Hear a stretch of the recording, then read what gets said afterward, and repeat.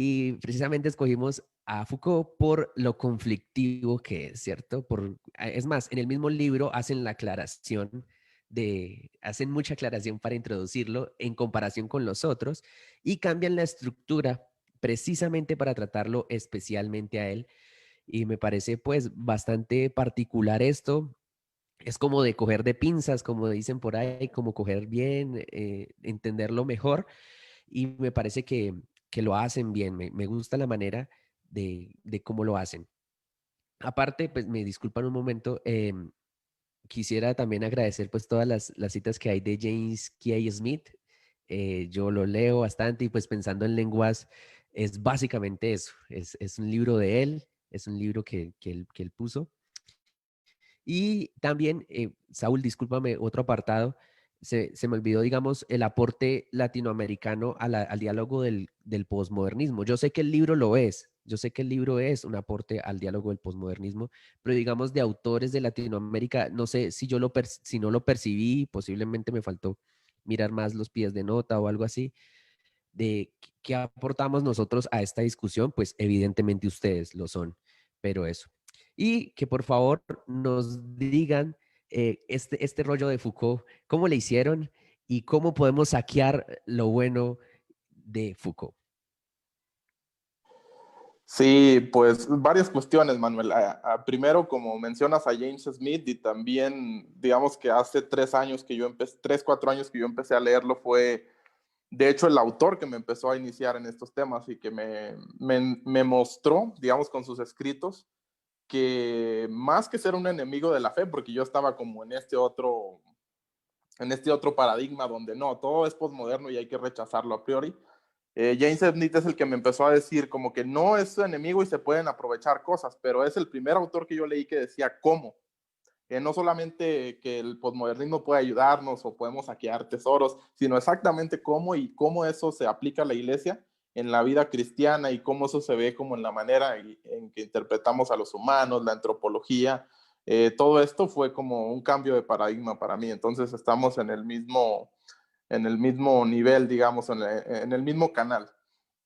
Eso y pensando en lenguas también, pues es un gran manifiesto, yo lo llamaría así, es un gran libro donde nos dice que el pentecostalismo es como de las pocas tradiciones que se ha resistido a abrazar totalmente estos ideales modernistas. Entonces, digamos que hay tradiciones que, que toman en cuenta los elementos materiales, la corporización, pero un ejemplo enigmático de tradiciones cristianas que son así es el pentecostalismo. Entonces hay mucho que aprender ahí y bueno, ya podríamos hablar muchas relaciones que hay entre lo que vamos a estar diciendo con lo que se hace en el pentecostalismo, como una constelación de prácticas y creencias que implícito tienen un entendimiento ahí que está como más de fondo con lo que nosotros estamos proponiendo en el libro.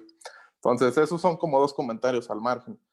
Y sobre Foucault, también es un poco difícil también hablar del autor, como bien dices, Manuel, y teníamos que ser muy cuidadosos porque Foucault no es un pensador, digamos, que se dedica a un solo estilo de pensamiento y de ahí tú puedes abarcar todo su sistema, sino que es un pensador que habló en diferentes áreas del saber, que dice diferentes cosas, que tiene un estilo de vida o una biografía muy particular también, muy antitética al cristianismo y por eso a veces es como complicado catalogarlo como alguien del que podemos aprender algo.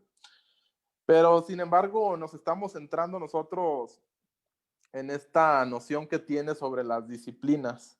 Yo sé que es muy interesante, por ejemplo, lo de Foucault, de la arqueología del saber, es algo que a mí me interesa y creo que también podríamos rescatar muchas cosas ahí y es algo que podríamos y pudimos haber elaborado en el capítulo. Así, iba a decir sin problema, pero todo no es tan fácil todo. El punto es que hay un montón de cosas que se puede rescatar de Foucault, pero decimos centrarnos en este aspecto, en la relación entre poder y conocimiento y especialmente en el papel formativo de las disciplinas. Entonces lo que dice Foucault es que está haciendo su análisis y lo que dice es que hay instituciones que a través de sus disciplinas forman a los individuos, en una especie de individuos cuyo objetivo pues está implícito o explícito en la institución.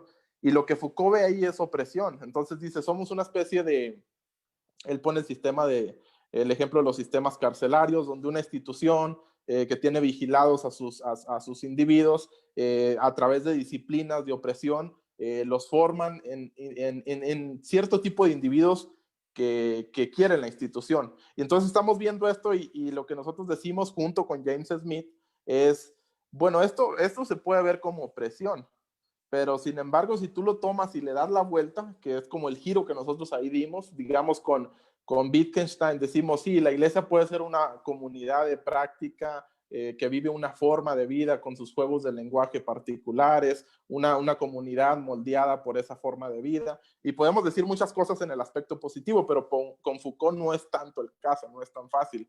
Pero lo que sí decimos es, si le damos un poco la vuelta, y vemos a las instituciones no como mecanismos de opresión, sino como mecanismos de discipulado, entonces la iglesia podría tener un papel importante en la formación de individuos. Entonces, así como Foucault dice que los sistemas penitenciarios forman a los individuos a través de sus disciplinas, nosotros estamos diciendo también la iglesia como una institución, que es algo que está de moda ahora negar que la iglesia es una institución, que creemos también que es algo como ingenuo enfatizar que es un organismo por encima de una institución, no hay dicotomías. La iglesia como una institución puede formar individuos en una especie de individuos.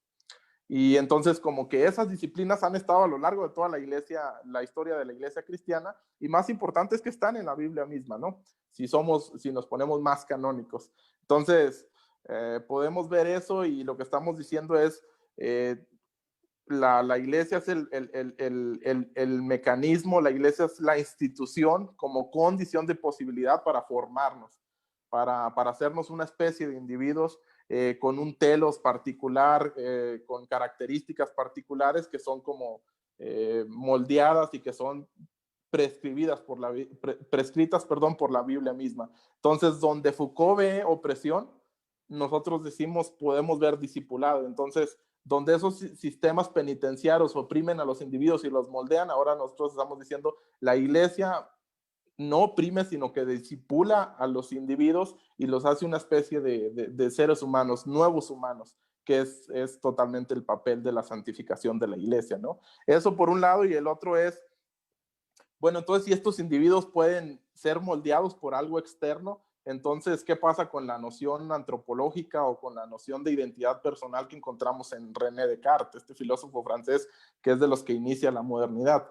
Y él decía como, ¿dónde se encuentra la identidad personal? Y decía, yo soy una cosa que piensa, que niega, que asiente, que duda, y entonces decía como que la identidad personal es una cosa que piensa o un alma. Y lo que decía Descartes, en otras palabras, es que la identidad es algo que está dentro de mí y que no tiene como acceso o no tiene manera de que algo externo la moldee. Pero Foucault estaba diciendo y estaba proponiendo algo como la descentralización del yo. Es decir, el yo no es algo centralizado, sino que es algo que también está fuera. Y eso pues lo vemos a lo largo de toda la historia de la iglesia cristiana como una idea, y en el Nuevo Testamento, cuando por ejemplo Pablo habla de que nuestra identidad está en Cristo, que en la unión con Cristo ahí podemos ser realmente quienes somos. Y cuando Agustín decía, por ejemplo, que yo encuentro y yo conozco a Agustín buscando fuera de Agustín, es decir, cuando yo busco fuera de Agustín es donde encuentro a Agustín, y lo que estamos diciendo es, entonces, en la historia de la iglesia cristiana siempre ha estado esa descentralización del yo, es de esa de que nos habla Foucault, y la iglesia entonces puede moldear la identidad personal. La iglesia puede moldear al yo, al sujeto, al individuo a través de sus prácticas, a través de sus disciplinas, y lo más importante que esto nos dice es que no somos seres como individualistas, seres centralizados, sino que necesitamos de los demás para encontrar nuestra identidad. Es decir, somos seres sociales. Encontramos nuestra identidad principalmente en Dios, pero también a través de las personas que nos rodean. Y en este sentido, la iglesia como una comunidad de práctica es muy importante también en la formación de nosotros. Entonces, básicamente esa es la idea. Estamos tomando algunas ideas que Foucault las toma como negativas, como opresivas, y nosotros estamos diciendo se pueden tomar y se pueden ver que sí es cierto que las instituciones moldean a los individuos, pero eso no tiene por qué ser malo si la institución es buena. Entonces, básicamente eso es lo que nosotros estamos proponiendo en ese capítulo.